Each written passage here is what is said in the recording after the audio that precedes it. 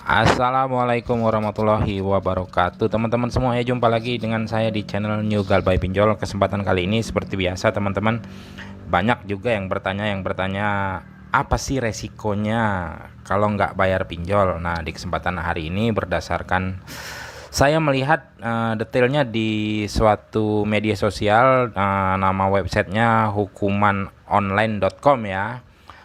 Jadi dia membahas resiko nggak bayar pinjol itu seperti apa. Yang jelas jangan kemana-mana, jangan di skip, terus panteng di channel ini, di like, di komen, dan di subscribe.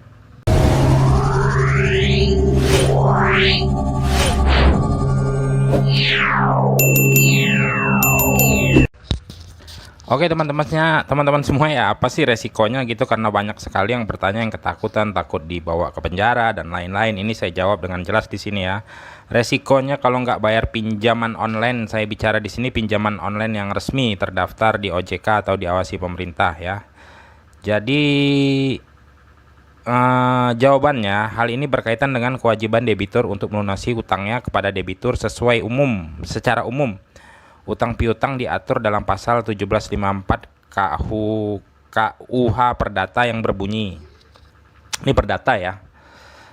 Pinjam pakai habis adalah suatu perjanjian yang menentukan pihak pertama menyerahkan sejumlah barang yang dapat habis terpakai kepada pihak kedua, dengan syarat bahwa pihak kedua itu akan mengembalikan barang sejenis kepada pihak pertama dalam jumlah dan keadaan yang sama pula. Apabila debitur atau peminjam dipinjol tidak melunasi utangnya, akan dianggap wan prestasi. Kata-kata wan prestasi ini sering kita dengar dari si DC ya, DC pinjol. Apabila debitur wan prestasi, maka pinjol wajib melakukan penagihan kepada penerima dana peminjam paling sedikit dengan memberikan surat peringatan sesuai dengan jangka waktu dalam perjanjian. Kalau teman-teman sering dapat surat somasi atau apa, itu memang sudah ada ketentuannya seperti itu, asal tidak melenceng dari yang sudah diatur ya. Suratnya seperti apa, bunyinya tidak mengarang-arang cerita, karena kebanyakan pinjol sekarang suratnya hanya mengarang ya, stempelnya nggak jelas, tanda tangan siapa, terus itu ngaku-ngaku pengacara hukum segala macam, banyak ya. Itu adalah kerjaan desi pinjol, yang sebenarnya mereka hanya bekerja menagih dengan cara apapun supaya Anda bisa membayar. Bunga pinjaman, karena tidak mampu melunasi pinjamannya, debitur atau peminjam biasanya dikenakan denda atau bunga yang lebih besar.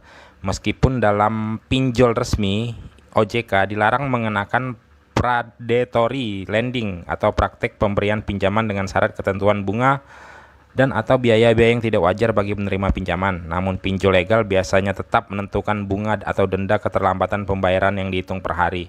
Sebenarnya itu sudah diatur, nggak bisa ya. Tapi pinjol ya begitulah ya, tetap melenceng dari aturan yang sudah ditetapkan itu sendiri.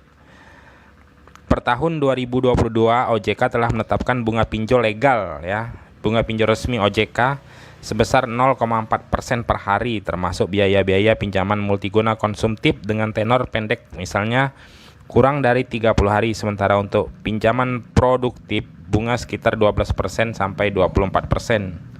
Hal ini ditegaskan apabila debitur tidak segera melunasi utangnya, tentu bunga atau denda yang dikenakan akan semakin banyak. Terus selanjutnya itu ditagih debt collector ya, maksudnya DC lapangan. Jika Anda tidak melunasi utang Anda dipinjol, tentu maka akan ditagih oleh debt collector. Meski demikian, dalam menagih utang debitur, penyelenggara pinjol terkait dengan peraturan perundang-undangan. Pada dasarnya penyelenggara pinjol dapat bekerja sama dengan pihak lain menagih hutang dengan syarat lain tersebut berbadan hukum,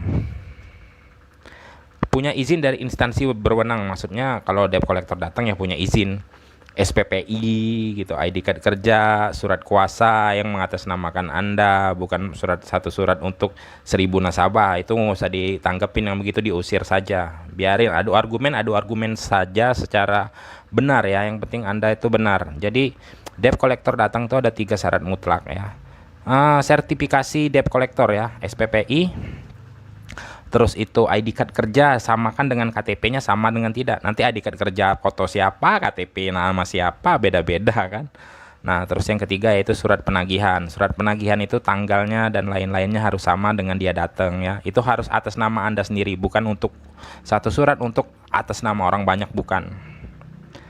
Penagihan harus dilaksanakan dengan norma yang berlaku di masyarakat dengan ketentuan peraturan perundang-undangan. Jadi harus dengan sopan, dengan ya banyak lah ya ketentuannya, tidak bisa barbar seperti yang kita lihat di media-media sosial. Penagihan itu sudah melenceng semua. Terus itu tercatat di slip OJK-nya buruk, itu sudah pasti ya. Resiko-resikonya. Itu singkat aja sejelas karena kalau mau dibacain semua banyak teman-teman. Semoga aja apa yang saya sajikan di sini sedikit banyaknya bisa menjadikan wawasan tersendiri buat Anda. Kalau bisa jangan deh pinjol-pinjol ya. Kalau bisa pinjam duit mertua atau duit teman, duit siapa, nggak berbunga dan lain-lain. Sampai di sini, jangan lupa di like, di komen, di subscribe. Wassalam.